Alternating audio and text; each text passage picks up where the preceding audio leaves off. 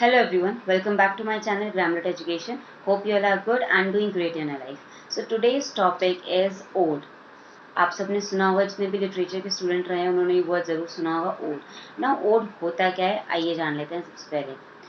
So ode is originated from Greek. तो सबसे पहले इसका जो ओरिजिनेशन है वो हुआ है ग्रीक से. दैट मीन्स ग्रीक पोएट्स जो हैं वो उसको इंग्लिश पोएट्री में या इंग्लैंड में लेकर आए थे स्टार्टिंग में. सो ये स्टार्टिंग में यानी कि लाइक ईयर्स अगो एक वर्ल्ड टूर का या इधर से उधर ट्रैवल करके एक्सप्लोर करने का एक ट्रेंड बहुत था.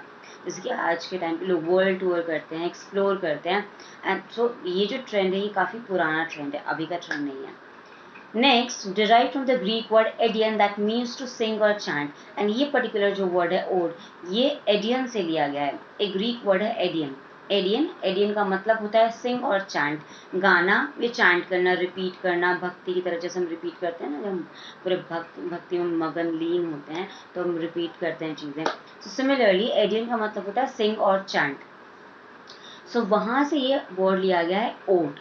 Okay, an ode is typically a lyrical verse written in praise of or dedicated to someone or something which captures the poet's interest as an inspiration for the ode. So basically जो ode होता है वो हमेशा हम किसी के praise में लिखते हैं और किसी को डेडिकेट करते हुए लिखते हैं. Whether it is a thing और अ पर्सन, कोई चीज़ हो या कोई पर्सन हो, उनको डेडिकेट करते हुए उनकी तारीफ में हम लिखते हैं.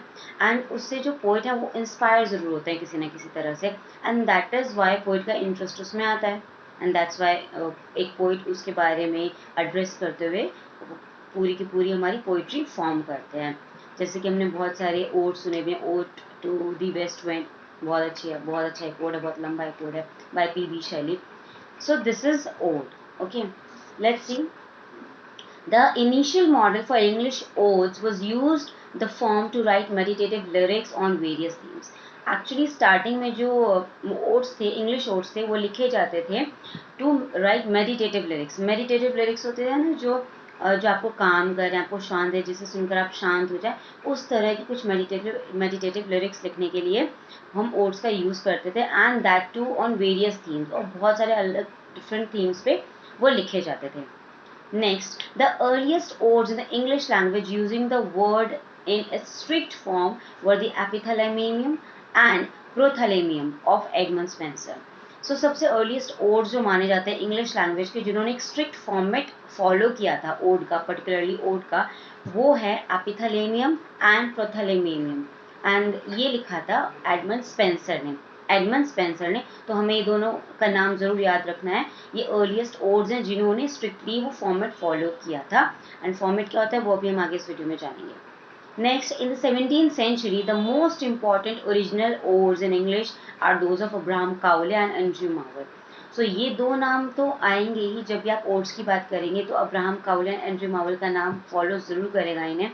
वाई? बिकॉज 17th century में इन्होंने सबसे ज़्यादा इम्पॉर्टेंट ओड्स लिखे, Abraham Cowley and Andrew Marvell ने. एंड इसी वजह से अब्राहम काउले के नाम पर एक ओड का नाम भी रखा गया है, एक टाइप ऑफ नेम भी है. अब्राहम काउले ने जो पूरा एक फॉर्म बनाया ओड, जो इतना ज़्यादा ओड्स उन्होंने लिखी, तो एक पर्टिकुलर नाम भी दे दिया गया है. सो आई होप आपको थोड़ा सा ओड की हिस्ट्री, थोड़ा सा ओड के बारे में ज़रूर क्लियर हुआ होगा. Let's see what next. Next we have a classic ode is structured in 3 major parts, which means एक जो क्लासिक ओड होता है वो 3 मेजर पार्ट्स में डिवाइड होता है. Now here what do you mean by classic ode? Classic ode जैसे classic movie होती है, इसमें टिपिकली क्या होता है, हीरो जो होता है या तो वो पुअर फैमिली से होता है या तो रिच फैमिली से होता है, एंड गर्ल जो वो या तो पुअर, मतलब ऑपोजिट होता है. एंड देन उनकी फैमिली अग्री नहीं कर दिस. सो एक classic story, classic movie story होती है ये. सिमिलरली क्लासिक ओड जो होता है वो 3 पार्ट्स में डिवाइड होता है. And those are first strophe, second antistrophe and third is इपोड.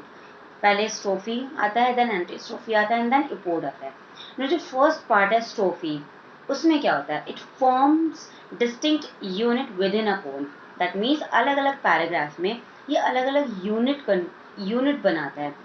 Pome का जो थीम है वो तो सेम रहता है, बट कुछ ना कुछ अलग हर यूनिट में होता है, but that too within the poem के अंदर ही होता है वो. Next we have antistrophe. Now what it does, it offers thematic counterbalance. Thematic counterbalance जैसे कि हमने स्ट्रोफी में पढ़ा, कुछ ना कुछ अलग होता है हर एक स्टैंजा में. तो एंटी स्ट्रोफी का काम होता है कि उन सारे अलग अलग चीज़ों को एक थीमेटिकली उन्हें कनेक्ट करना, काउंटर बैलेंस करना उन सबके बीच में. So this is what antistrophe does. And next lastly जो हमारा पार्ट है वह इपोड. नाउ इपोड क्या करता है, इट समराइजेस और conclude the idea of the ode. Basically जो आइडिया है, जैसे होता है ना मूवी में या किसी भी लिटरेचर वर्क में, at the end of the story या at the end of the movie हमें एक मॉरल मिलता है ज़रूर. सो सिमिलरली इपोड वही करता है, वो पूरी मूवी आ रही है, पूरी पोम का जो आइडिया होता है उसको कंक्लूड करता है, समराइज करता है, eight the end of the conclusion होता है एक तरह से ये. I hope you got it. Let's see what next. Now we have types of nouns. Types of nouns. First we have Pindaric ode, जो कि सबसे ज़्यादा फेमस है. Next we have Horatian ode, and third we have irregular ode. So we have these three types of odes: Pindaric ode, Horatian ode, and irregular ode. Now we'll see these three ode one by one. सबसे पहले हमारे पास Pindaric ode. So let's see.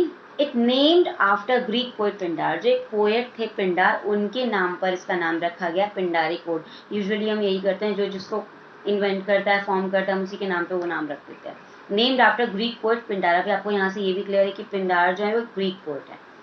It consist of a strophe, antistrophe and epode. So इसका मतलब ये हुआ कि ये एक प्रॉपर क्लासिक ओड होता है. सो पिंडारिक ओड है वो एक क्लासिक ओड होता है जिसमें स्ट्रोफी, एंटीस्ट्रोफी एंड इपोड इंक्लूड होता है. Next we have irregular lines, lengths and rhyme scheme. इसमें कोई रेगुलर लेंथ नहीं होती है, इरेगुलर लेंथ होती है. राइम स्कीम भी कोई प्रॉपर राइम स्कीम नहीं होती है, इरेगुलर राइम स्कीम होती है. लाइक फर्स्ट स्टैंजा में कुछ हो सकती है, सेकंड स्टैंजा में कुछ हो सकती है. And we have such poems even today. Also known as classical ode, Dorian ode and choral ode. Now ये तीन नाम बहुत जरूरी हैं जो आपको याद रखना है. क्लासिकल ओड तो हमें पता है क्यों बोलते हैं इसे, बिकॉज इसमें स्ट्रोफी, एंटीस्ट्रोफी एंड इपोड का इन्वॉल्वमेंट होता है. नाउ डोरियन ओड भी बोला जाता है इसे, एंड choral ओड भी बोला जाता है. ये दो नाम आप जरूर रखेंगे बिकॉज ये लेस नोन नेम है. फॉर एग्जाम्पल भी ले लेते हैं हम यहाँ पे पिंडारिक ओड का. लाइक इमोर्टैलिटी ओड बहुत ही फेमस ओड है by William Wordsworth. And the next we have progress of poesy by Thomas Gray. तो ये दो ओड के नाम तो आपको याद होने ही चाहिए. Let's see more about Pindaric ode. PB Shelley's ode to the west wind, जिसका मैंने अभी जस्ट रेफरेंस दिया ही था. PB Shelley's ode to the west wind written in 14 lines, terza rima stanza, is a major poem in this poem. Now PB Shelley की जो पूरी pome है, ये जो पूरा ओड है, ये एक best example, one of the best examples है अगर हम बात करें किसी भी ओड की. एक प्रॉपर एक फॉर्मेट को फॉलो करता है. Next, the Pindaric odes once faded away in 18th century but revived in around 1800 by William Wordsworth for one of his very finest poems, The Intimation of Immortality Ode. Now it means Pindaric ode जो है वो सिर्फ 18th century में कहीं ना कहीं fade away हो गया था. दैट मीन्स इसको कहीं ना कहीं थोड़ा साइडलाइन कर दिया गया था, यूज नहीं होता था उतना. बट धीरे धीरे जब विलियम वर्ड्सवर्थ ने इस सेम पैटर्न पे अपनी पोइट्री लिखी, the intimation of immortality ode, then वहाँ से ये ओड दोबारा रिवाइव होना शुरू हुई. दोबारा पोइट्स को एंड ऑडियंसेस को इस ओड के बारे में पता लगना शुरू हुआ. Next, but the greatest odds of the 19th century were Keats 5 great odes of 1890. सो जो जॉन कीट्स थे उन्होंने 5 ओड्स लिखे थे. ग्रुप ऑफ ओड्स था उनका जो कि 1819 में पब्लिश हुआ था, और इन्हें बेस्ट ओड माना जाता है. लाइक छोटे छोटे ओड्स हैं बट बहुत ही बढ़िया ओड्स हैं. First we have Ode to the Nightingale, Ode on Melancholy, Ode on Aggression, Ode to Psyche and Ode to Autumn. And इन पांचों में से भी सबसे ज़्यादा इम्पोर्टेंट जो है वो है Ode on Aggression on. Ode on Aggression on, इसे आप ज़रूर पढ़ना. Let's see, next we have Horatian Ode, number 2, Horatian Ode. So आप समझ गए होंगे, नाम से ज़रूर उस पोइट के नाम पे रखा होगा. Named after Roman poet Horace. अभी हमने पिंडार के बारे में पढ़ा. पिंडारिक ओड जो कि ग्रीक पोइट थे, पिंडारिक ग्रीक पोइट थे. बट अगर हम बात करें होरेस की तो वो एक रोमन पोइट है. और ये जो होरेशियन ओड है वो दो से 4 लाइन के स्टैंजाज में बनता है. एंड इसमें जो डिफरेंस है पिंडारिक ओड से वो ये है कि इसका मीटर, राइम स्कीम, लेंथ सब सेम रहता है, सब कुछ सेम होता है. और वहाँ पे जो था पिंडारिक ओड में, वहाँ पे सब कुछ चीज़ें अलग थी, वैरी कर रही थी. बट होरेशियन ओड में सब कुछ सेम है, ये same meter, same rhyme scheme, same length share करते हैं.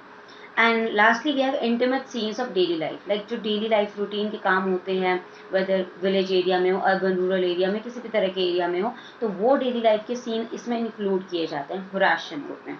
सो आई होप आपको Pindaric ode and Horatian ode में डिफरेंस एकदम क्लियर होगा. ये बिल्कुल कॉन्ट्राडिक्ट करते हैं एक दूसरे को. Next we have number 3 irregular ode. Now irregular ode देख लेते हैं क्या है.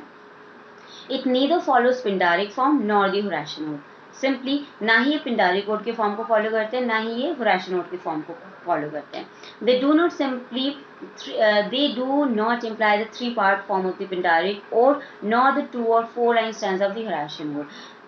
वही बात है सेम. पिंडारिक ओड का जो three parts like strophe antistrophe and epode था उसको फॉलो नहीं करते. होरेशियन ओड का जो एक पैटर्न है कि 2 से 4 लाइन का स्टैंजा होना चाहिए उसको भी फॉलो नहीं करते.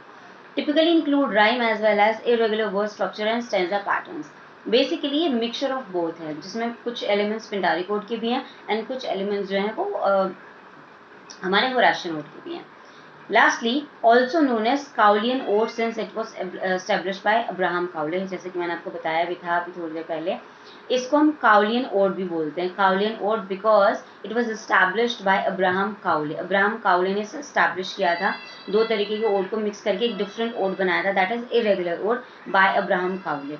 So इसीलिए इसका नाम Cowleyan ode भी रखा गया है. So this is all about ode. I hope आपको क्लियर हो गया होगा. ये जो 3 ओड्स थे आपको एकदम क्लियर हो होंगे और आपको समझ आएंगे, कोई कन्फ्यूजन नहीं होगा. और अगर आपको ये वीडियो अच्छा लगा है so don't forget to like share and subscribe to this channel. Thank you so much.